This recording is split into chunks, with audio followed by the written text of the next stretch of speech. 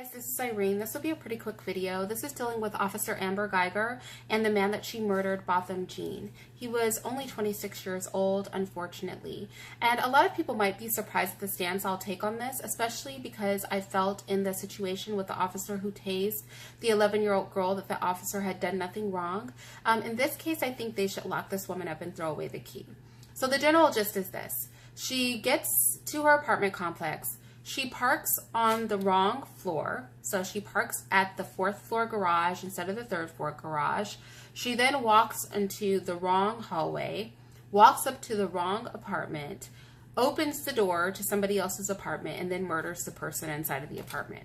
And she claims this is all an accident.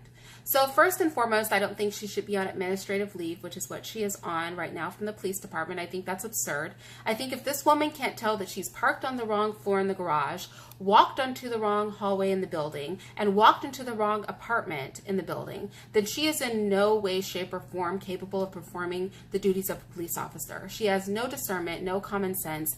In a place that she's familiar with and has to go home to every night, how will she function in the world of environments she has not yet encountered and people she has not yet, you know what I mean? Like, the logic in that, I don't even know how she still has a job. Like, it's just too many accidents for me. Like, you accidentally did too many things. You know, if you think about just when you are looking for your car in a parking lot, all right? So you're looking for your car in a parking lot. Think about this. By the time you get up to the car and walk up to the car, don't you realize it's not your car? At what point? Like, you go for the handle, and then what? You look inside the car and go, oh, this is not my car. Like, something is off about it, and you know it's not your car. You mean to tell me she pulled into the garage, went to the wrong floor, parked the car, didn't notice anything was amiss there, walked into the building, into a hallway, didn't notice anything was amiss there, approached a door, didn't notice anything was amiss there, literally didn't realize that everything she had done from the time she reached her building was wrong until after she killed somebody, walked out the apartment, and then, oh, look at that. It's not my apartment.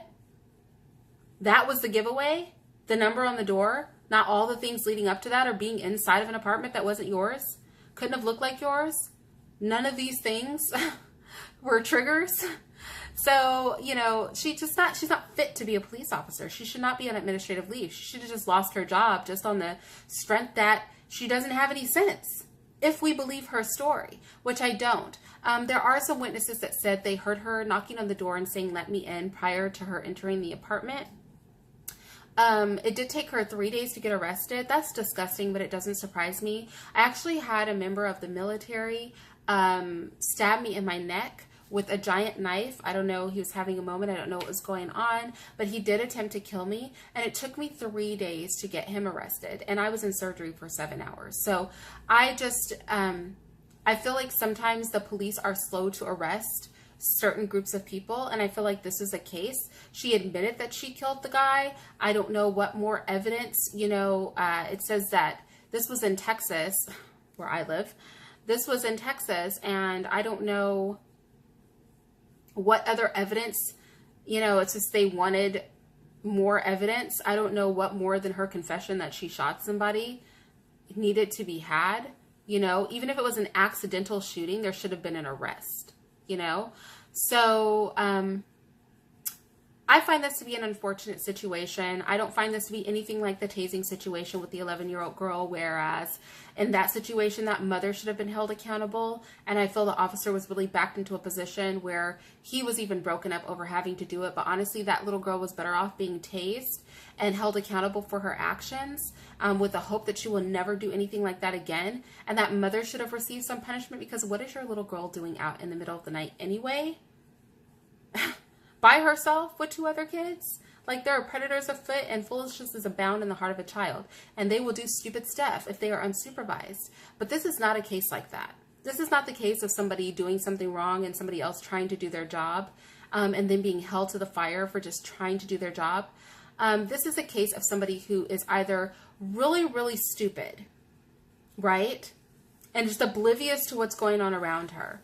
You know, officers are called in to testify in court. They're called in to be very precise.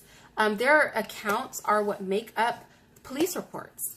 This woman couldn't, in her own space, in her own building where she lived, tell the parking lot, hallway, and apartment where she lived.